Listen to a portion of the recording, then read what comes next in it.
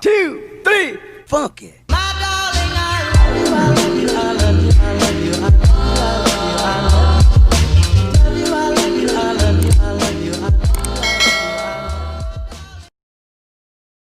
Hey you guys, welcome back to my channel, and today's video I'm going to be going over basically the review of Unit 4, the Special Forces of Physics, and without any more talking, let's just get started.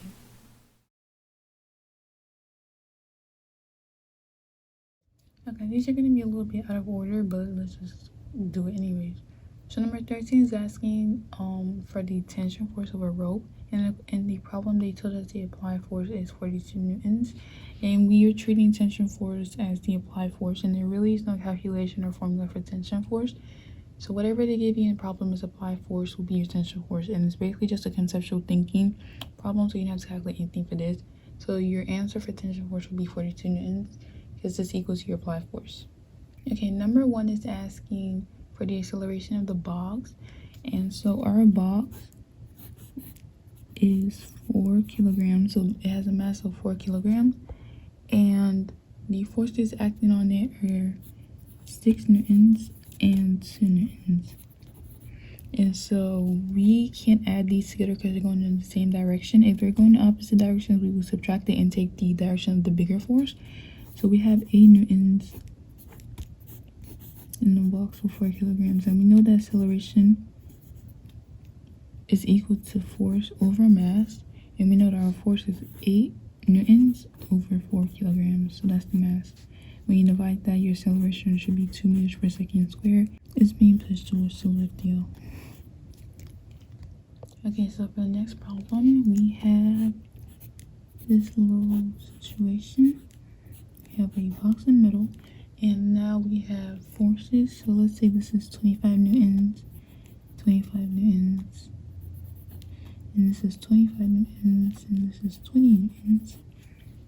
Now they're asking us if it's balanced or unbalanced, and it's not, because we're looking at these two to determine if it's balanced or not, because these on a horizontal surface are always going to be balanced. So this and this are not balanced because one is greater than the other. Okay, so you want to subtract, so 25 minus 20 would be 5 newtons, and you look at the direction of the bigger force, and that is to the right. So 5 newtons to the right, and it would be unbalanced.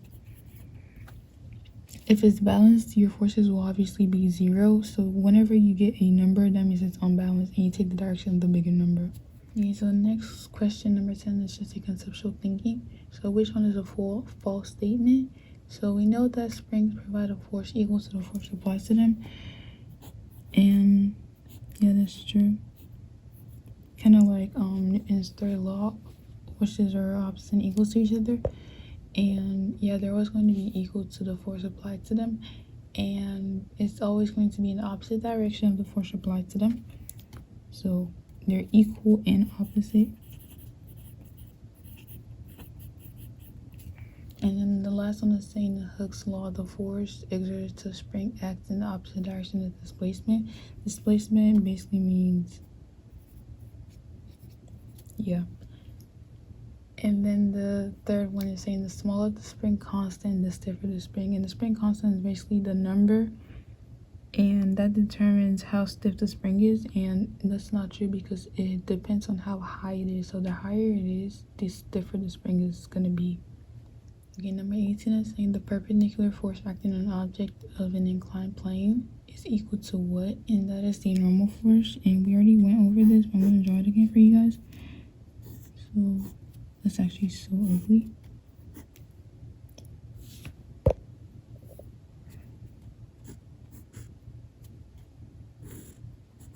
That's your force of gravity or your force of weight. That is your normal force, actually. I don't know if I said perpendicular or not. Sorry. That is not cute, but that is your perpendicular force. And then this is your parallel force. Okay, and so from the diagram you can see that your normal force is equal and opposite to your perpendicular force. If you knew how to label them, it should have been quite easy for you to like pin that. And then number 9 is very similar, so we can just use the same diagram to solve it. So it's asking you if a cart rolls down an inclined plane with constant speed. Identify vectors A and C. This is your A and this is your C. And your B was pointing straight down, so that is your force of gravity. But in the case, they asked you for the force of weight instead of gravity, so it's the same thing. That's why I put it there. And then your D would have been your force of friction. But the question's asking for A and C, and I'm getting off topic. So your A would be your parallel force, and then your B would be your perpendicular force. And it would have been perpendicular to the weight because it's not pointing straight down. It's pointing perpendicular to your screen. So yeah, that's that. So B would have been your force of weight, and D would have been your friction, if anybody wanted to know those two as well. Okay, so for number 8, it's basically the same thing of the same question that we just went over. That was like, what's the false statement? And in this case, they're applying forces of 100 newtons. In one case, it's one person pushing against, pulling from the wall, and in the second scenario is two people pulling the rope, and they're both applying a force of 100 newtons. If the forces were different and not the same throughout, it might have been bigger. But in this case, they're applying the same forces, so it doesn't matter. They're both going to be equal to each other. So tension 1 in the diagram is equal to tension 2 because it's still 100 newtons in both. So it's just a conceptual question. So yeah, equal and opposite, because the man is opposite of the wall and the people are opposite of each other. So yeah. Number 15 is another conceptual question. Which of the following statement is most accurately? It's too early to be reading. Oh my god. The extension of the spring is directly proportional to the force applied. Yes. It's inversely proportional, directly proportional to the number of coils. Doesn't even make sense because we didn't even talk about that. The thickness of a spring wire is directly proportional to the force. That doesn't even make sense because we didn't even talk about that either. So we could only have been between A or B, and we know that it is A because remember when, well, we don't all have the same teacher, but like Hooke's law basically says the more force you apply to it, the more the spring is going to extend. So let me bring out my notes to show you guys an example because I'm just talking right now. Okay, so do you guys see how the more weight that was applied to it, so basically the more force that was put on the spring, the more it extended. So as this went up, this also went up, this went up, that went up, this went up, that went up. And this is a different case, but it's still going up. But at some point, it stops following the law, and that is something different. But yeah, but if we just look at from here to here, we can see that it is directly proportional to each other. So yeah, what is the x component, so the parallel component, if the mass of the box is 100 kilograms and the angle is 30 degrees? And I'm just gonna put the formula here in case you guys want to solve something else. So this one is going to be sine. So FW times sine. So your weight times your sine times your theta. But anyways, so what you want to do is put your calculator in degree mode. Okay, and then you take your weight. So we have 100 kilograms, and this is why it's good to know your information. Weight is mass times gravity. So you multiply that, and then you multiply it by your sine of 30 degrees, and that's your answer to your parallel force. So my parallel force would be 490 newtons. And then if we wanted to find the y component, we would have done 100 times 9.8, and then multiply that by cosine of 30 degrees. And to admit 848, we could round it up to 849 newtons, and that's how you find your perpendicular. But it asks you for parallel, so your answer is 490 newtons. Okay, so another conceptual thinking with like thinking. Anyways, so which of the following statement is true? If your force is being elongated by a force 15 newtons to the right, so like we just discussed, it's going to be equal and opposite. So if it's being exerted, if it's being elongated 15 newtons to the right, it would have to be exerted 15 newtons to the left. There was another option that said that it would be greater than 15 newtons to the left, and that's not right. So if you accidentally picked that, yikes. But it had to be a restoring force because the restoring force is what counters your applied force. So yeah, so it wouldn't be greater or less, it would have to be equal to it, and that is your restoring force. and the other option was to the right, and that's not right because it can't be in the same direction or wouldn't counter it. So it has to be to the left. So it was just a process of elimination and conceptual thinking. Okay, so which one is the strongest? So if we know that the stiffer your spring constant, the harder it would be to get it moving. So we know that that would be your strongest. So the higher the number, the stronger it is, because the stiffer it is, the more harder it is for you to elongate it, if that makes any sense. So basically you just have to think that one through. So then what I did was divide all the numbers. 8,000 divided by 45, 4,000 divided by 9, 2,000 divided by 6.8, and 4,800 divided by 14. And the highest number was 4,000 divided by 9, so it was 444.44, so that was my option. But if it asks you for which one was the weakest, so that would be your least number, and that is 8,000 divided by 45. So the force required to compress it by 45 meters. And also the formula is this. So this is your force applied, this is your K constant, and this is your X. So that is how far down? Well, where is it? I can't find it. But yeah, how stretched it is, and then this is your spring force, and then yeah.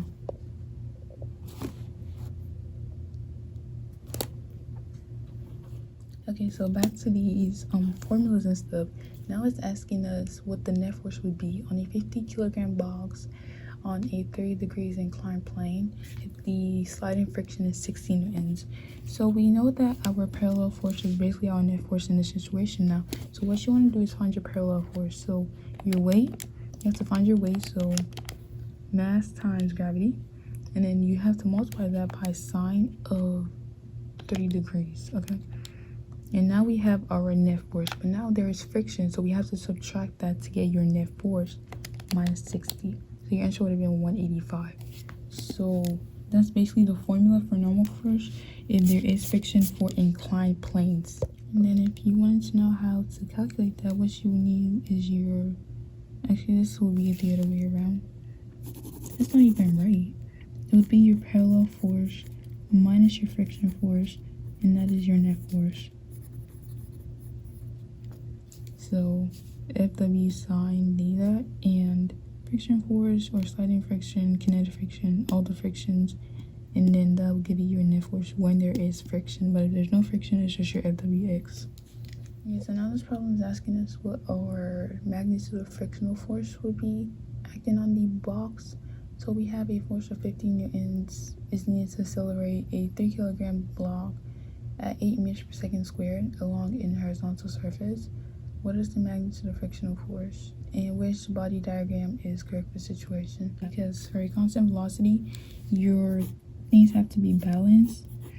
So this and this have to be equal to each other for us to be moving at a constant velocity. And then to calculate the force, the frictional force, what you need to do is find your net force. And so you would do that by using your formula for acceleration. Okay, so we know that the mass is 3 kilograms, and the acceleration is 8 meters per second squared, and we don't have the force, so you would multiply 3 on both sides. So 24 newtons is your X. And then we know that the force of 50 newtons is what you needed to make it accelerate. So 50 newtons minus your net force is 26. If that makes any sense. The reason why option C, the other one that had, oh my gosh, pelumi, the question they asked for constant velocity, it asked which one was needed to accelerate. I literally used acceleration and then said it was moving at constant velocity. It's asking you for acceleration, so obviously your applied force has to be bigger than your frictional force for it to accelerate. So you would eliminate everything with diagram A because it's not moving at a constant velocity. So now we can move on. So ignore what I said in the beginning, but listen to everything else. So basically, yeah, just ignore the diagram part. So accelerating means your applied force is going to be bigger than your friction force to accelerate. And then the reason why it wouldn't be option C, which is your other option for diagram B, would be that if your friction force is 94 and that is greater than the force of 50, it doesn't make sense because then your object wouldn't move if there's more friction than the applied force. So that's another reason why your force was right. Not why your force was right, but why it would be less than the force that is needed to accelerate it. So if you just couldn't figure it out, you could have used conceptual thinking to get your answer, honestly. So you don't have to solve everything. If you know how everything works, you should be fine. Okay, so this question is asking you what acceleration is produced if all of that good stuff. So we know the first acceleration is equal to force over mass. We know that in this situation our mass is that, and then we are given two different forces. So we know the force that the car generates itself to move, and we know the frictional force that's opposing that movement. And if we want to find net force, again, we just need this minus this. So the frictional force is 310, and then the generated force is 4,600. So we have to subtract those two numbers to get your net force. So 4,600 minus 310 divided by 1260. So your acceleration should be 3.4 meters per second squared. Okay, so they're saying a spring has a spring constant of 450 newtons. How far is the spring compressed if 150 newtons of the force are used? So we know that the formula is Fs equals Kx. You can put the minus if you want, but it doesn't really mean anything but direction because it's always going to be equal and opposite. So the direction, the negative and all that. And so that we know that the F of S is 150 newtons because it's represented by newtons. We know that our, would it be X? I think it's, let me see because I don't remember. Yes, your K spring is your 150 is pelumi. Your K is 150 newtons divided by M, and we're looking for X because that's represented by meters. So you would divide both sides by 450, and that'll give you 0.3 meters, and that's all you have to do for that one. Okay, so this one is asking you to find acceleration, and it's asking if the pre-body diagram would be correct. And so we have a car that is 1,200 kilograms, and the coefficient of friction is 0.75, and the force applied to it to make it slide is 1,000. Is it 10,000? It's too early. And then what is the net force, and what will be the acceleration, and is it correct? So to find net force, again, what you have to do is subtract your parallel minus your force of friction. Have the applied force. So what you have to do is that minus that, and that'll give you your net force. And then when we have net force, we also have mass, so we can just calculate for acceleration from there. So what you want to do is 1,200. We have to calculate for the frictional force. So 1,200 times 9.8, because we need weight to calculate that. You multiply that by your force of friction.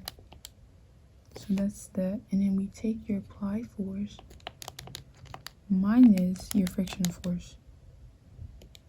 Then we get that. And we have to divide that by your mass. 1.17. So that is your acceleration. And then the number I got before that is your net force. So I divided this by mass to get acceleration. This is your net force, and that's your answer. So basically what I did was take the applied force that they gave to us. And the applied force they gave to us was that is so ugly. And you can't even see it. Let me rewrite it. And then we have to calculate. So force of weight. So I did 1,200 times 9.8 to get force of weight. And I multiplied that by the coefficient of friction they gave us, and I used that, and I got the frictional force, and I subtracted it from here, and then that was my net force. And then I divided by the mass to give me acceleration, and that's it. Alrighty, so the last problem is not the most difficult. Not really difficult, but it's the longest and most that you have to do a lot of thinking of, I guess. So we have a 205 kilogram crate is being pushed to the right horizontally with a force of 420 newtons. If the coefficient of kinetic sliding friction is 0.16, which student has correctly identified all the forces and determine the acceleration of the crate? So we have a diagram, and obviously it is accelerating. Kind of have to right slanted here. Yikes, this is not it. So we know that the crate is 205 kilograms. And then it is being pushed to the right horizontally with a force of 420 newtons. And if the kinetic sliding friction is 0.16. Okay, so what are the forces and acceleration? So we know that our mass is equal to 205 kilograms. I kind of write slanted, so like if the paper is not like this, I can't really write, but then it's not like nice for you guys to see, so it's like it's weird. But anyways, so to find the weight, which is also something we have to find, we have to multiply by 9.8 because again, weight is your mass times your acceleration. In 2009,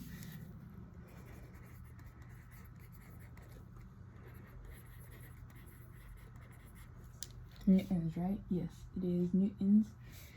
And then, excuse me. And then, so we have mass, weight, and the normal force is also equal to your weight. Because again, it is horizontally and it's not an inclined plane. So it's going to be opposite and equal to, these are going to be opposite and equal to one another. Because it's not an inclined plane. And then next thing we have to find is frictional force. So now that we have the weight and we have the coefficient of friction, we can easily find our frictional force. And our frictional force is going to be 0.16 times our weight, which is 2009.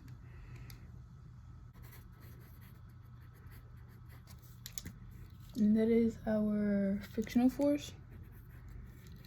And then our applied force would obviously be 420 newtons because I think they told us in the problem that it is being pushed with 420 newtons. So that's the applied force. That's an A. I laugh at everything. Like, what is wrong with me? Anywho. Okay, so we know that acceleration is equal to force over mass, and then our force would be 420 minus 321.44 divided by 205. Just again, you guys know how I always tell you the applied force or the, where is it? The applied force. I'm moving a lot. The applied force minus your frictional force over your mass.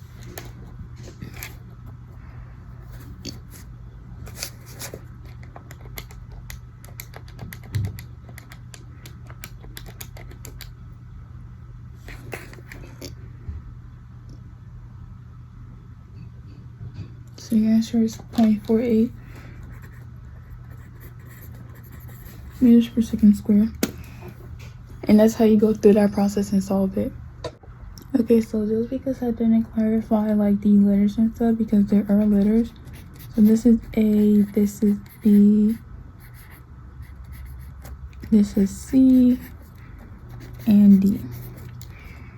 Okay, so your applied force is B because I already labeled it, because obviously there should be more applied force than frictional force because it's accelerating. So the longer one should be your applied force. So in this case it's B. Your A should be your normal force because your normal force is pointing upward, and then your force of weight or your force of gravity, which is pulling the object downward, should be your C, and then your D would be your force of friction. And that's just what I wanted to like go over because there are letters behind the numbers on the chart. So, or is it, it's a table, isn't it? Yes, it's a table. Okay, bye.